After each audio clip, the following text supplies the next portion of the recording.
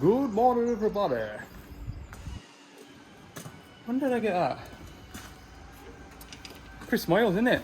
Chris Miles. I used to listen to Chris Miles on the school bus on the way to school. Good morning, everybody. Friday today. Sun's out.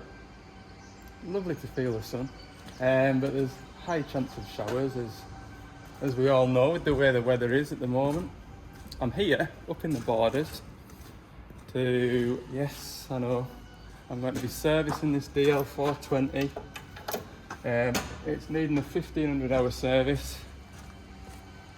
That's axles and engine, but if you remember, a couple of months ago I came and repaired these grease pipes. One out of three has survived, which is this one. This one, I remember the threads being a bit iffy when I put that into there.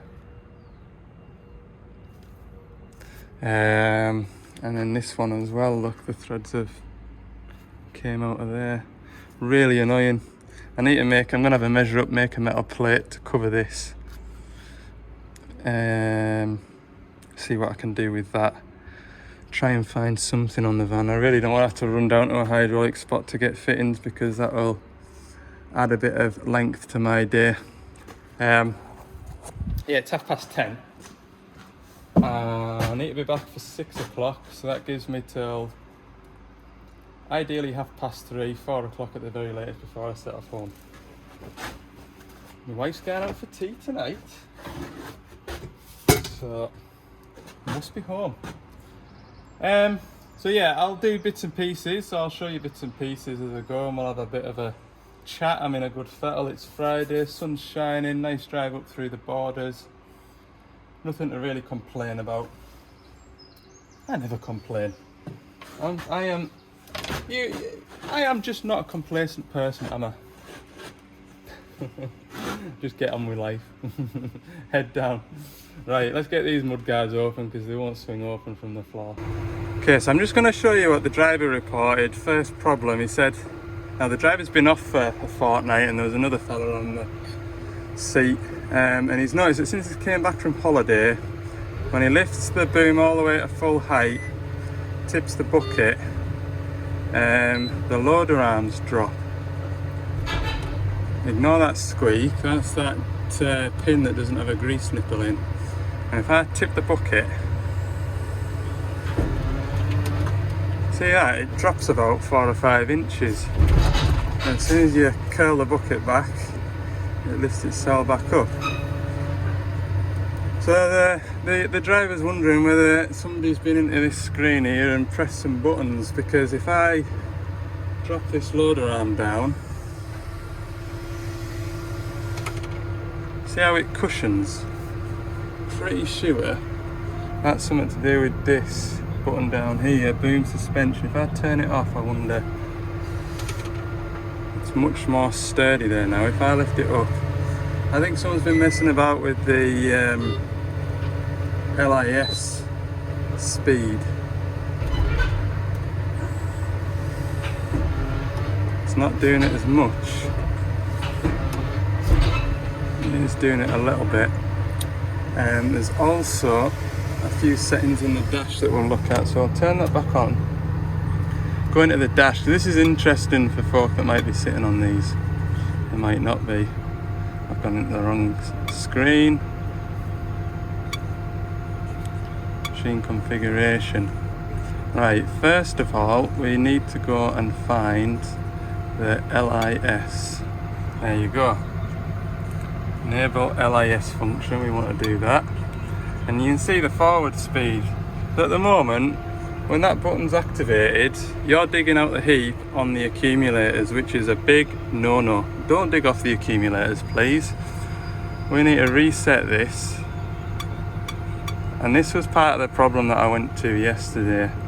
I need to set that to 3 mile an hour. Yeah, 3 mile an hour will be fine. We'll set the reverse speed to 3 mile an hour. So that means that when you're digging into a heap, as long as the forward speed, so when you're spinning the wheels or anything like that, That LIS shouldn't be activated now, so when I lift the boom up and drop it, click OK on that so it's active. When I drop this boom, even though I've got that activated, we shouldn't see it cushion. See? Right. Next setting to change, somebody has been in here playing like, we want to set the EMCV, electrical control valve. And we can see here all of these have been disabled, so arm up shock prevention, we want that on. Arm down shock prevention, we want that on. Bucket tilting shock prevention, we want that on. And we want the dump shock prevention on.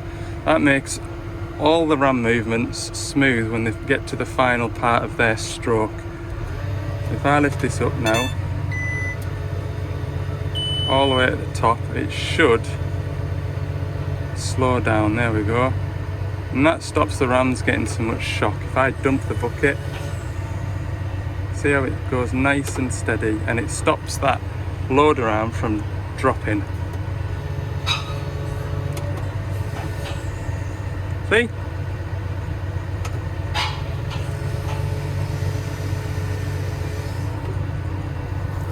People, if you don't know what something does, don't touch it. Because this fella's had to sit on this for the last fortnight working it, and he said he's not enjoyed himself.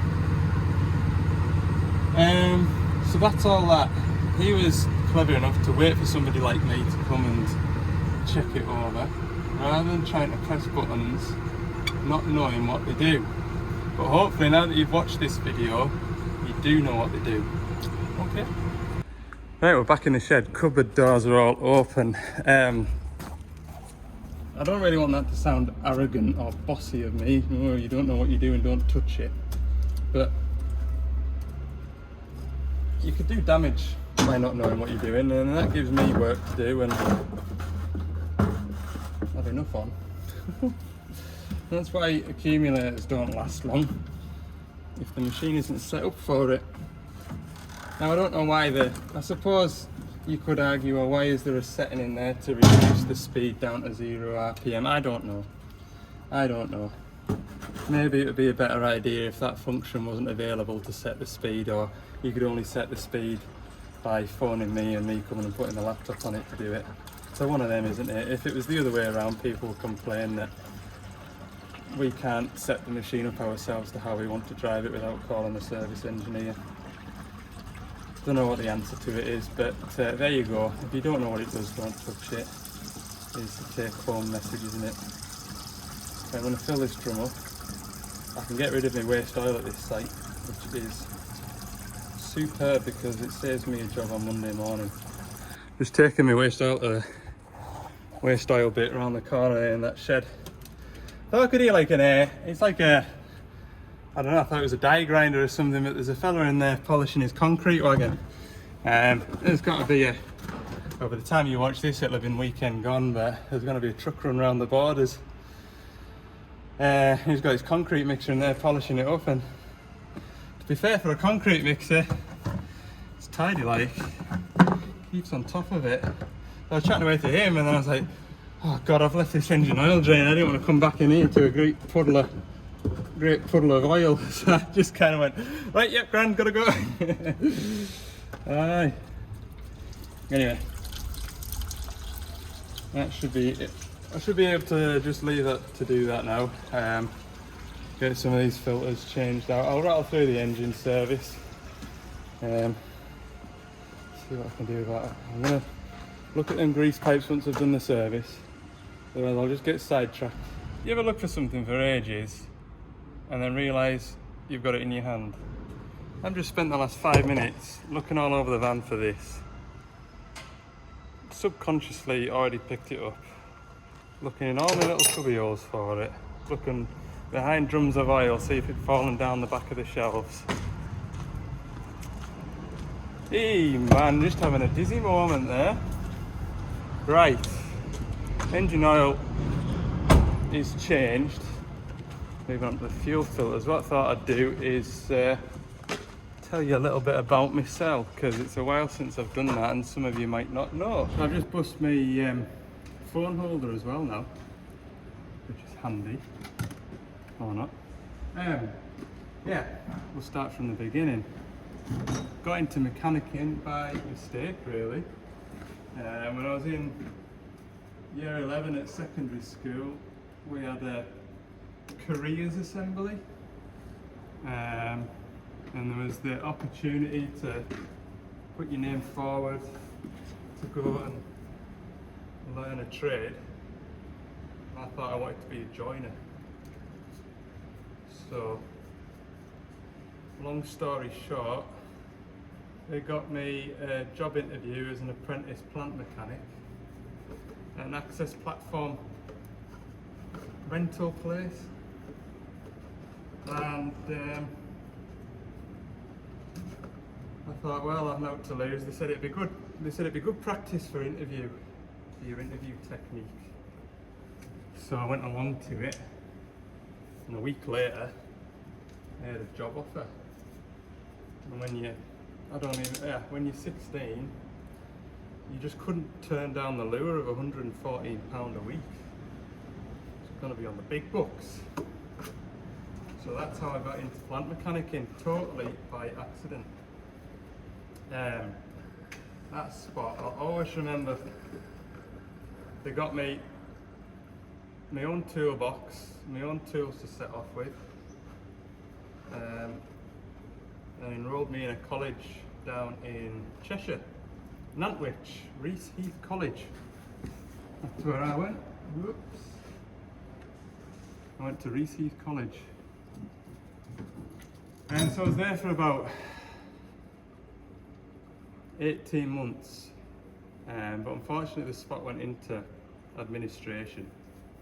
So I went out and, I went home one night, one afternoon, and Googled plant hire / plant spots.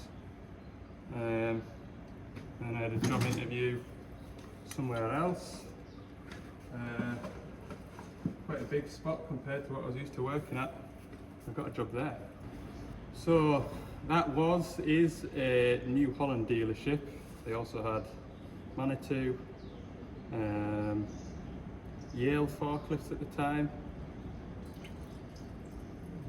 Daewoo / Doosan diggers, New Holland construction, Bobcat construction equipment.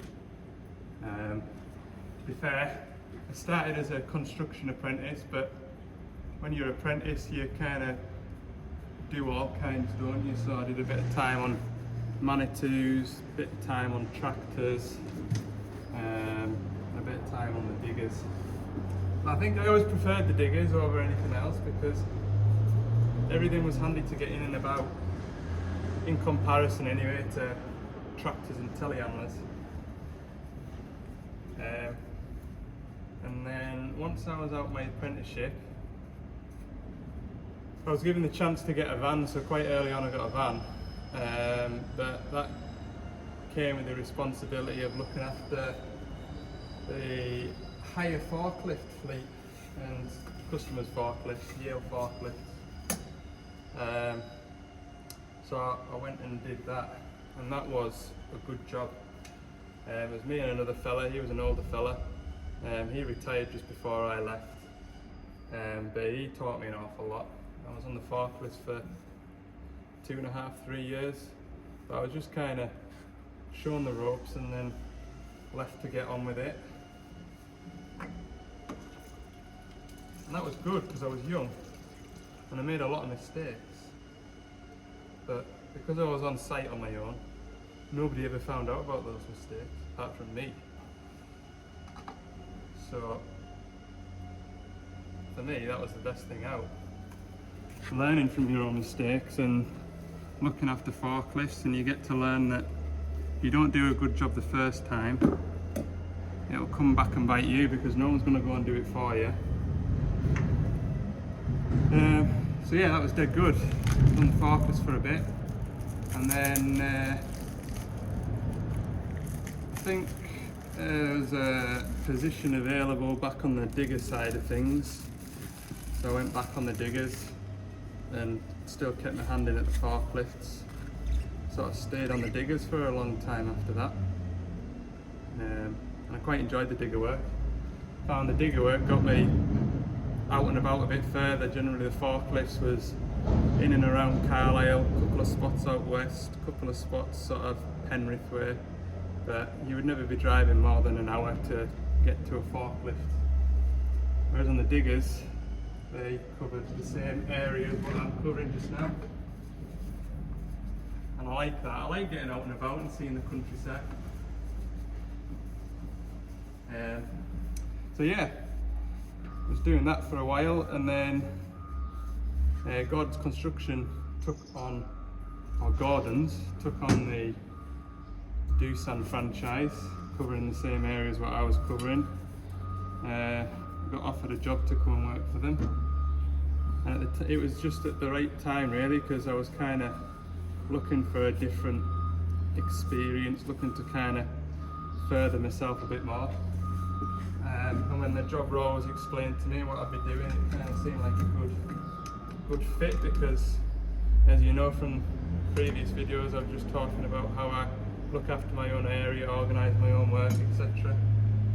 So it just seemed like the next half step, if you like. So yeah, here I am today. Started here in 2017 when they'd just taken on the Doosan agency, now Devellon. What are we in now? 24, 17, that's 3, 7 years. 7 years I've worked for these lot. It's been pretty good, can't complain. Could complain, I probably wouldn't be here. Yeah, before getting offered a job here, I was kind of thinking about making a move into something else. I was getting a bit kind of fed up of the same thing each day, if I'm honest with you, but I'm pleased I've stuck in. Grass isn't always greener, and sometimes you just need that little change to freshen things up, don't you? But yeah, I'm 32. Don't know how long I'll be doing this job for. You come across a lot of folk that still doing it in the 60s. But things were different back then as well, weren't they? So I don't know what I'll be doing. Don't know how long I'll be doing it. Do it till I stop enjoying it, maybe.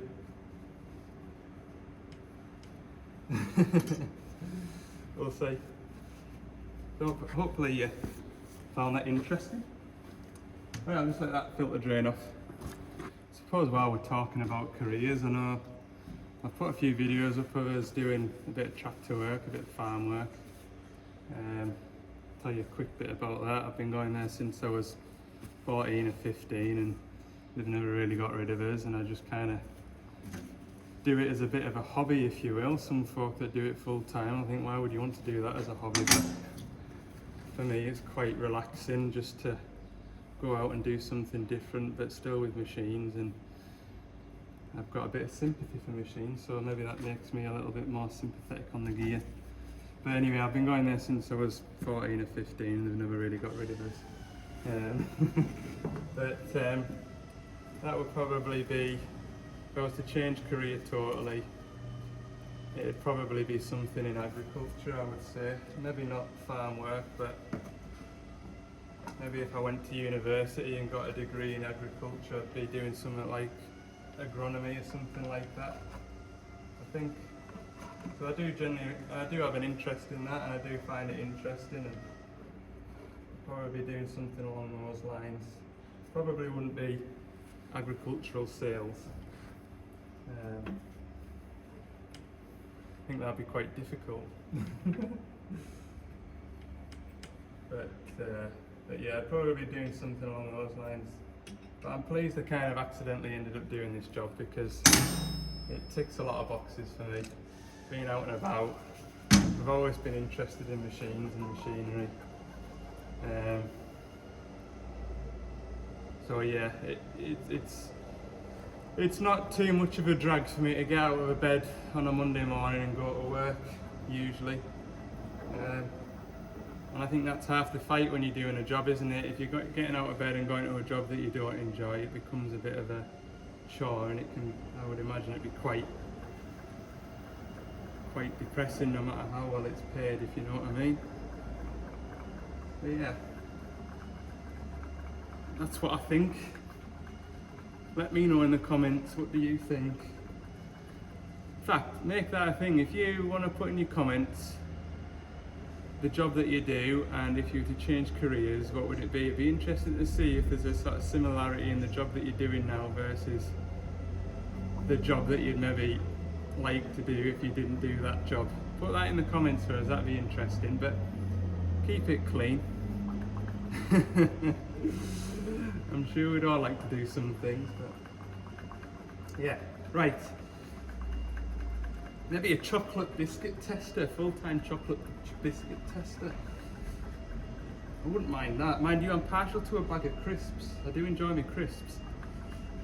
Try not to eat them too much because I just get carried away. You know them big grab bags of crisps? I could get through a grab bag of crisps in no bother. No bother at all. But I just feel pretty guilty afterwards. To one of them, if it's not in the house, I don't miss it. So try not to buy crisps on the big shop. Only for a treat, you know. Gotta be good to yourself. Right, lunch has been had. Just putting the last splash of engine oil in it now. Look at the colour of this stuff. That is... Tell you what, it'd be glad of a change, won't it? There was a hell of a air pressure behind there, and also I'm gonna make sure that breather's... What? Gonna make sure that breather's clear. Hellfire, what a noise. Now then, I don't think that suction pipe is right at the bottom of that drum. We only need 4 litres left at the bottom of there and we should be bang on the mark. So we'll just see now, look. Oh yeah, it's just on the A of max there, look. So that'll do grand. I'll not bother taking a cupful out of that because by the time it's been through the oil filter, which will be empty, that'll be absolutely bang on. Right, we'll leave that up there for axles. I'm not looking forward to taking these bungs out down here. That one there is going to be really, really tight if the front one's anything to go by. Yeah, this drain bung down here, I was standing on it, bouncing, and then it just went with a ping. Fun. Right, I'll get these hubs draining. I'll be glad of this oil change, I can tell you that much. Servicing's a bit off on this. It's... What's it on? 4.8, something like that. It's about 300 hours overdue its axle service. So in 200 hours it's going to come up wanting a 1,000-hour service, which will be hydraulic filters. But I did say the last time, because this is the second time I've ever serviced this, and I did say to them that it'll come up wanting its 1,500-hour service soon. But obviously they're just going to keep it on this pattern. It will eventually all fall into place, but everything will be all over the place. Anyway, we continue. Alright then, onto the back. I'm not confident I'm going to get this cracked off. I don't know. Just never lock in the right position like that. That square is that way like that. So when I put my bar on, it's either got to go down that way, which will probably flex to about there and then hit the floor before it cracks off. Or that way hits the tyre, that way hits the bonnet, that way hits the tyre. Just not confident I'm going to get this one. There is another one of these on the other side, but on the front side, but 9 out of 10 times they're both just exactly the same. Now I have once, when I was really struggling, got a 1/2-inch impact gun and give it a rattle, but that is a last resort. I suppose I could chisel it. Chiseling's second last resort. Right, I'll have a go at this, but I can't film and swing off a bar. Okay, the angle isn't as bad as anticipated, so let's see. Huh! Didn't even need to try that hard. I need to get some of that What do them lot use that work on the trucks? Mudguard. What are they, like rain flap things? I need to get one of them for laying down. This boiler suit will be absolutely filthy by the end of this service. Never ever put a new boiler suit on before you service a shovel. Waste of time. May as well get the manky old one out. Not gonna spit oil at me or not. Let's see. Oh no, but it's full, so I'll just put that back in there now. Right, next challenge is getting that one out. Normally this one's full of grease rather than cement dust. That's pointing that way. We might have a similar situation where we can get the old size 10s on it. It was tight. Tell you what, the next guy to service this is gonna absolutely love me. Made a right mess of that. Poor. I feel sorry for the next. Oh wait, that'll be me next time, won't it? Yeah, I'll probably order a fresh one of them. And then when I do come back, I'll put a new one in. So one day somebody else might service this and I won't get cursed. I should have brought my 90-degree pick down here and dug that hole out. That is a fact. That's all it needs, a little nip. Right. Should I chuck that over there? I feel like it's abusive towards the tools, but it'll take no harm. Right. Pull this drum underneath here where I'm going to be filling it. To be fair, I've already spilt a little bit. Ugh. Uncontrolled gush of oil. Missed the drum. There's a bit of dust about. It'll cure that problem once I've got the machine up and running. Right. Okay, time to fill axles. Now, I would have normally started on the front, but I didn't, because sometimes you're just on edge and you get into doing something under here and then it empties the drum over there and it's just a bit too fast. So I'm not gonna. Okay, got the hole cleaned out. We have a look in here.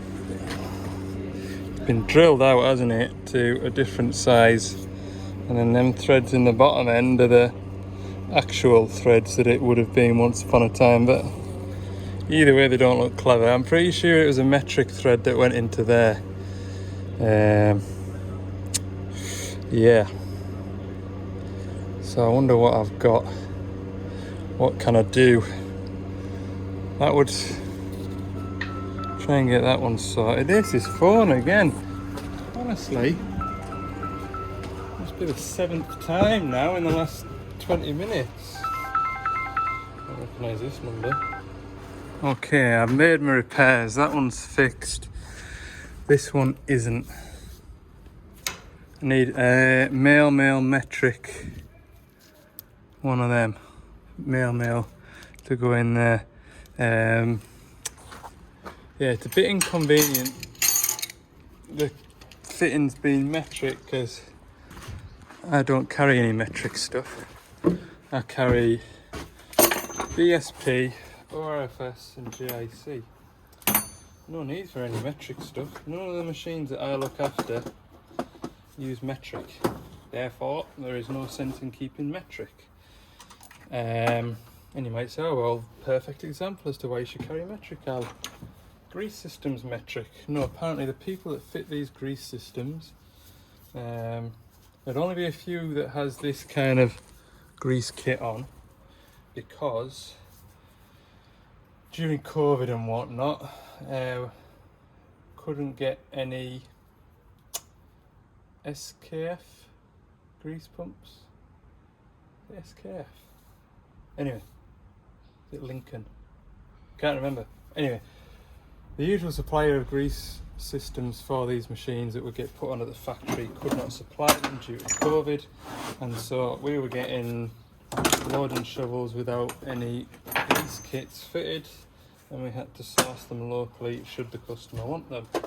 And the company that comes and put these grease kits on, each man is different and each man carries what he likes to use the most, and in this case the man likes to use metric, even though the grease fittings into all the rams, all the pins are 1/8 BSP. So that is the story, or that's all I can make out. We didn't supply this machine either. This came from Balgownie up in Aberdeen. They might have used a different colour. Who knows? Right, I'm gonna nip down the road. It's just 15 minutes away, but it is 10 to 3. But it should just be a case of getting back, putting that on, then the machine's greased, and then I'll come back and put a joystick on it. I think that's what I've decided, looking at the dash and everything. Yeah, it hasn't really done it with me, sort of intermittently pressing the button, but everything just feels worn. Do you know what I mean? It just feels well used, and it's very conceivable that the kick down button doesn't respond every time. So. Right, let's go. It's not looking good. There's a lad just gonna go and have a ratch on his van now, I think. Yeah, to be fair, they've had a good look, because it was 3:20 when I got here. It's now 5 to 4. I'm gonna be in trouble if I get home. Either way, what I should have done was shut the shovel up so that they can just go. Because either way, I need to go back to the shovel, shut the bonnet doors, and reset all the service lights. Should have done that before I set off here. That way, if they didn't have the fit in, then I can phone back and say that's me done. Although I've got work permits I need to sign off. Damn. It would be a Friday, wouldn't it? Yeah, I'm gonna be in trouble. 2 minutes later, I've got one. I need to start packing some of that tackle on the van like I do. Yeah. He found us it, look.